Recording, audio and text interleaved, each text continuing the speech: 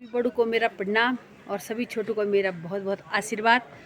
आज मैं आपको एक बहुत सुंदर कहानी यानी कि सच्ची घटना पे आधारित कहानी सुना रही हूँ। और देखिए पीछे से सीनरी देखिए कितनी प्यारी लग रही है, थलीसैन की कुछ घर दिखाई दे रहे हैं और उधर से पहाड़ी दिखाई दे रही है। कितनी प्यारी सुंदर पहाड़ियाँ हैं और बारिश तो रुकने का नाम नहीं ले रही है। लगातार उत्तराखंड में बारिश हो रही है, बहुत जगह नुकसान हो चुका है। और अब आते हैं कहानी पे। नुकसान तो अब कुदरत का कहर है, कोई कुछ कर नहीं सकता है। तो कहानी सुनाऊंगी मैं। ये इसमें किरदार है बंटू, बंटू की मम्मी श्रेया और बंटू के पापा नीरज और रीना, ये चार इसमें किरदार हैं। और बंटू की दादा दादी हैं। तो इनकी मैं कहानी सुनाती हूँ मैं आपको कि सुंदर एक कहानी है। उधर से मीनाक्षी देख रही है और मुझे देखकर बोली पता नहीं क्या कर रही है मामी। तो क्या होता है, बंटू के पापा जी नीरज और श्रेया बहुत सुंदर जीवन व्यतीत कर रहे थे, बहुत हंसी खुशी वो जी रहे थे।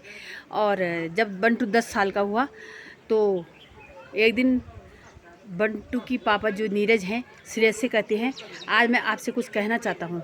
तो वो कुछ तो समझ चुकी थी श्रेया कि कुछ ना कुछ तो होने वाला है, क्योंकि उनका जो व्यवहार था वो बदल चुका था। तो उसने कहा चलो बोलो क्या बात है। तो उसने कहा नीरज ने कि श्रेया मैं आपसे बहुत दिनों से एक बात करना चाहता था।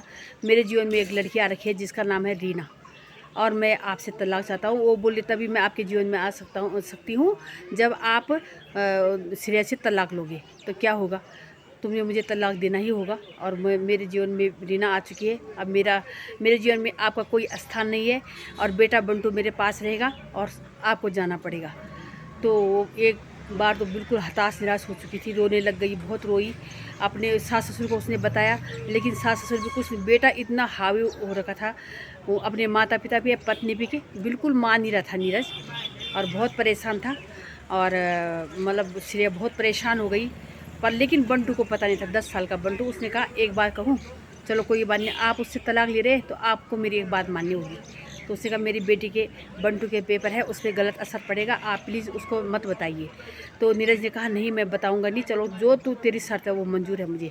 तो उसने कहा जितना तुम मुझे शादी में मतलब जब शादी हुई हमारी तब प्रेम करते थे, ऐसे प्रेम तुम्हें जताना है 2 महीने तक।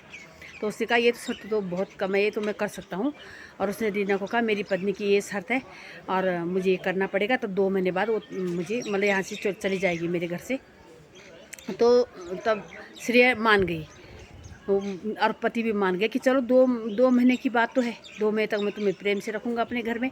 और धीरे धीरे क्या कर श्रेया ने दिमाग लगाया कि मुझे जो अपने सास ससुर और बेटे के साथ पति को समय नहीं दे पा रही थी, उनसे अच्छी बातें नहीं कर पा रही थी, बढ़िया मतलब अपने काम में बिजी होती थी।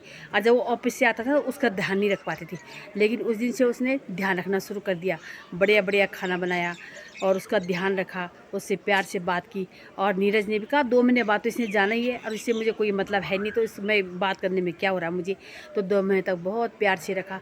और फिर क्या हुआ, श्रेया दिन पर दिन कमज़ोर होती गई, सूखती गई, शरीर सूखता गया, क्योंकि टेंशन थी कि 2 महीने बाद तलाक हो जाएगा। लेकिन मैं प्रयास करूँगी, नीरज को इतना प्यार दूंगी 2 महीने में कि ये मतलब कुछ ना कुछ होगा, भगवान ईश्वर मेरे साथ है। और धीरे धीरे 1.5 महीना बीता। तो धीरे धीरे क्या हुआ, नीरज को लगा यार मैं तो ये गलत कर रहा हूँ, क्योंकि मैं अपनी पत्नी के साथ ये गलत कर रहा हूँ, बेटे के साथ गलत कर रहा हूँ। और रीना तो अब आई है मेरे जीवन में 1 साल पहले, लेकिन जो 10 साल का जो हम दोनों का प्रेम था उसका क्या होगा, है ना। मतलब मुझे ऐसा गलत काम नहीं करना चाहिए। यहाँ पे रीना, मेरे माता पिता, बंटू का क्या होगा। और अगर हाँ रीना ने ये भी बताया, रीना ने नहीं, श्रेया ने बताया कि क्या मेरे जाने के बाद रीना आपके मम्मी पापा का ध्यान रख पाएगी, क्या वो बंटू का ध्यान रख पाएगी। और वो तो आपको परेशान करेगी। अभी मैं सोच रही हूँ कि यार इतना पैसा कहाँ जा रहा है आपका, पहले आपकी पॉकेट मनी मुझे खूब देते थे, घर के खर्चे देते थे, उनमें भी कमी आ गई। इसका मतलब इतना लूट रही ना रीना तुम्हें। और उसके बाद क्या होगा, जब 1.5 महीने व्यतीत हो गया तो धीरे धीरे नीरज की समझ में आने लग गया कि मेरे बंटू का क्या होगा, मेरे माता पिता का क्या होगा। और वो तो रोज़ बोलती है वहाँ जाओ यहाँ जाओ और मुझे घुमाने ले जाओ, मुझे पिकनिक ले जाओ, मुझे कहीं का मतलब ये कपड़े लाओ, मेरे मेकअप का सामान लाओ। और इतना मेरा ये खर्चा करा रही है। और मेरी पत्नी तो कम खर्चे में भी घर चला लेती है, लेकिन रीना आने के बाद तो मेरा घर बर्बाद हो जाएगा।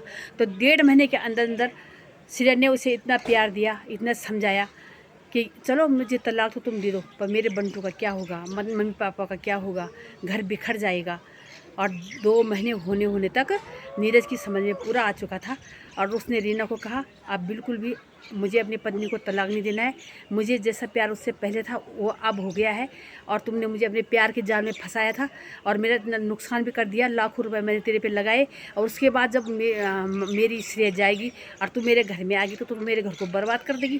तो धीरे धीरे उसकी समझ में आया और फिर वो एक हो गए और रीना को माथा फोड़ी करने लगी अपनी कि नहीं नहीं मुझे तो आना है, उसको तलाक दो। बोल क्यों मैं तुझे तलाक दूँ, वो श्रेय को तलाक दूँ, क्यों दूँ मैं उसको तलाक, तुझे ही जाना पड़ेगा।